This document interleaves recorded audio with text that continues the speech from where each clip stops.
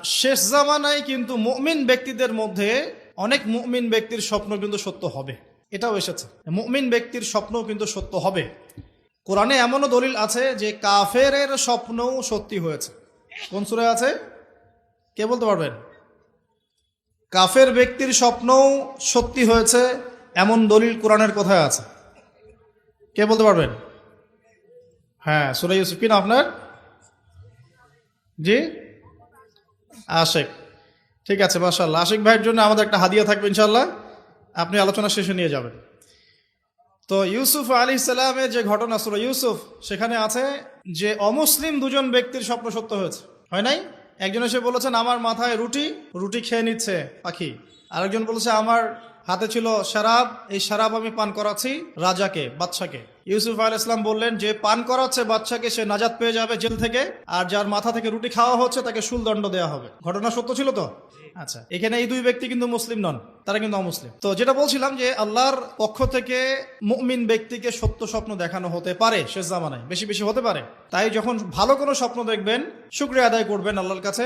আর যদি খারাপ কোনো স্বপ্ন দেখেন তাহলে কাউকে বলতে যাবেন না। খারাপ স্বপ্ন দেখলে কাউকে বলতে যাবেন না, বরং 2 রাকাত নামাজ পড়ে আল্লাহর কাছে আশ্রয় চাইবেন। আল্লাহ, আমি এই খারাপ স্বপ্ন দেখেছি, এর থেকে তোমার কাছে আমি আশ্রয় প্রার্থনা করছি। পবিত্র কোরআনুল কারীমে সূরা আলে ইমরান এর 19 নম্বর আয়াতে আল্লাহ পাক বলছেন, বা'দা আউযু বিল্লাহি মিনাশ শাইতানির রাজিম, ইন্না দীনা ইনদাল্লাহিল ইসলাম।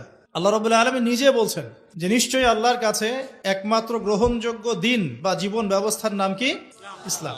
ইসলাম শব্দের অর্থ কি? আমরা বলি শান্তি। সত্যিকার অর্থে ইসলাম শব্দের অর্থ হচ্ছে আত্মসমর্পণ করা। কি করা?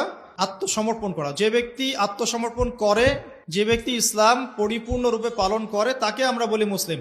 যে ব্যক্তি ইসলাম পরিপূর্ণরূপে পালন করে তাকে আমরা বলি মুসলিম। যেমন এই মুসলিম শব্দের সাথে যে নবীর নাম জড়িত সেটা হলো, তিনি হলেন ইব্রাহিম আলাইহিস সালাম। সূরা হজ পড়ে দেখবেন, হুয়া সাম্মাকুমুল মুসলিমিন, তিনি তো আমাদের নাম দিয়েছেন মুসলিম, এই জাতির নাম দিয়েছেন। তিনি আমাদের জাতির পিতা, মুসলিম জাতির পিতা। তো ইব্রাহিম আলাইহিস সালামের ব্যাপারে আল্লাহ পাক বলছেন, ইয ক্বালা লাহু রাব্বুহু আসলিম ক্বালা আসলামতু লিরাব্বিল আলামিন। যখনই আল্লাহ পাক ইব্রাহিমকে বলতেন আলাইহিস সালাম যে আত্মসমর্পণ করো, ইব্রাহিম আলাইহিস সালাম কোনো বিজ্ঞান যুক্তি দর্শন খুঁজতে যেতেন না। তিনি বলতেন আসলামতু লিরাব্বিল আলামিন, আমি বিশ্ব জগতের প্রতিপালকের কাছে আত্মসমর্পণ করলাম।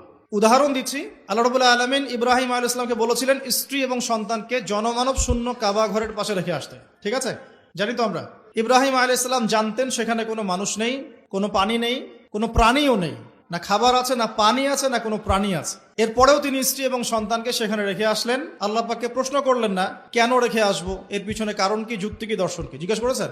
ইয ক্বালা লাহু রাব্বুহু আসলিম, যখনই আল্লাহ পাক বলেছেন আত্মসমর্পণ করো, মেনে নাও, তিনি বলেছেন আসলামতু, আমি মেনে নিলাম, লিরাব্বিল আলামিন।